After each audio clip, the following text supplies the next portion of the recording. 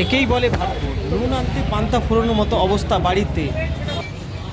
18 তারিখ সন্ধ্যায় 30 টাকার লটারি টিকিট বিক্রি করে 1 কোটি টাকার ফার্স্ট প্রাইজ উঠে আসে। পশ্চিম বর্ধমান জেলার অন্ডাল থানার অন্তর্গত দক্ষিণখণ্ড গ্রামে দিলীপ চ্যাটার্জি নামে এক টিকিট বিক্রেতা, তিনি সন্ধেবেলায় এক ব্যক্তিকে 30 টাকার একটি টিকিট বিক্রি করেন। আর সেই টিকিটে উঠে আসে 1 কোটি টাকার ফার্স্ট প্রাইজ, যার নাম্বার হলো 56978। দিলীপবাবু একজন ক্যান্সারের রোগী। তিনি নাকি মুম্বাই থেকে অপারেশন করে এসেছেন। তিনি লটারি টিকিট বিক্রি করে সংসার চালান। তিনি জানান নাকি অপারেশনের জন্য এলাকার মানুষের কাছে অনেক টাকা ধার করেছিলেন তার চিকিৎসার জন্য, আর সেই টিকিটের ভাউচার পেয়ে তিনি ওই টাকার ধার মেটাবেন, এমনটাই তিনি জানান। শুনুন কি বলছেন, একবার শুনে নিন।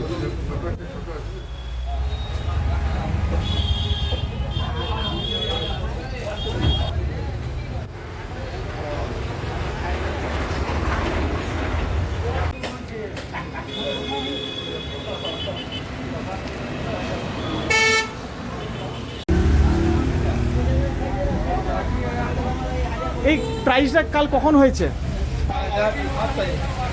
কটার সময়? রাত্রে কটায়? ক সেমে হয়েছিল? 5 সেমে। নাম্বার কি ছিল?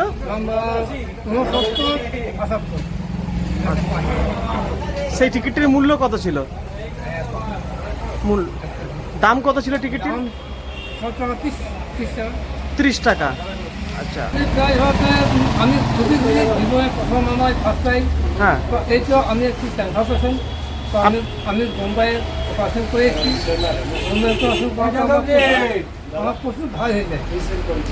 সেই ধার এই টাকা পাওয়া করে আমি সব শোধ করবো। ও অ্যাকচুয়ালি আপনি হচ্ছে ক্যান্সারের পেশেন্ট? আচ্ছা, আপনি কি অপারেশন করে এসেছেন? অপারেশন করেছি 5 বছর আগে, কিন্তু আমি প্রায় সুস্থ। আচ্ছা, এবার সেই টাকাটি যে পাবেন, ঠিক আছে, আপনি তো টিকিটের প্রাইসে পাননি, আপনি ভাউচারটা পাবেন। এবার সেই টাকাটাই পেয়ে পরে যে মানুষের কাছে যে ধারটি ছিল সেই ধারটি আপনি মিটিয়ে দেবেন। বামাপদ এজেন্সি। আমার দোকান থেকে দিলীপ চ্যাটার্জি বলে একটা সেলার এখান থেকে টিকিট নিয়ে যায় প্রতিদিনের মতো। তো নিয়ে যাওয়ার পর উনি কালকে রাত্রে আমি দেখি যে ওনার 1 কোটি টাকা প্রাইজ হয়। তাতে আমি খুব খুশি। উনি একটা ক্যান্সার পেশেন্ট। আমিও ওনার জানা আছে, উনি মেটাবে বলছিল আমাকে, ওনার হয়েছে, আমি খুব খুশি। কি নাম আপনার? আমার নাম হচ্ছে সাধন পাল, আর বামাপদ লটারি এজেন্সি, দক্ষিণখণ্ড কালীবাড়ি। আপনি কি এই দোকানের মালিক? আমি হচ্ছি এই দোকানের মালিক সাদিশ। কতটা খুশি আপনারা? না আমরা ভালো, খুব ভালো খুশি। ইনি তো একটা পেশেন্ট, হ্যাঁ হ্যাঁ ক্যান্সার পেশেন্ট। হ্যাঁ, এই টাকাটা পাওয়ার পর যে ভাউচারে টাকাটা পেলো, তার একটা কিছু কাজে লাগবে। অনেক কাজে লাগবে, অনেক কাজে। তারপর আমাদের এই অঞ্চলে অনেকদিন পর পড়লো, এইটি বিরাট আবার